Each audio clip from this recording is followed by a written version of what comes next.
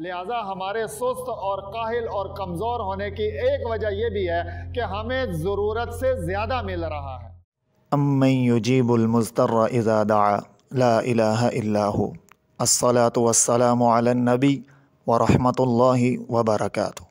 बय्यिनु बल्लिगु यस्सिरु बश्शिरु। अस्सलामु अलैकुम व रहमतुल्लाहि व बरकातुहू।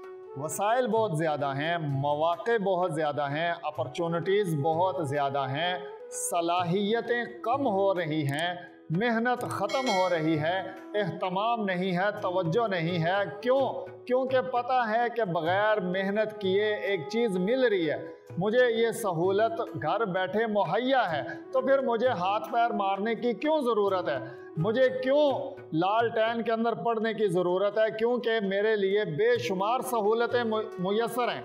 आजकल इल्म को हासिल करने के ज़राए बहुत ज़्यादा हो चुके हैं, इतने ज़्यादा मौक़े हैं, लेकिन इसके बावजूद भी जहालत बहुत ज़्यादा आम हो रही है। सहूलतें इतनी ज़्यादा हैं, पहले वक्तों के अंदर असफ़ार देख लें, घोड़ों के ऊपर और ऊँटों के ऊपर बैठकर दूर दराज इलाकों में जाकर और फिर वहाँ पर जाकर इल्म हासिल किया जाता था। लेकिन इसके बावजूद लोग मेहनत करते थे, इल्म हासिल करते थे।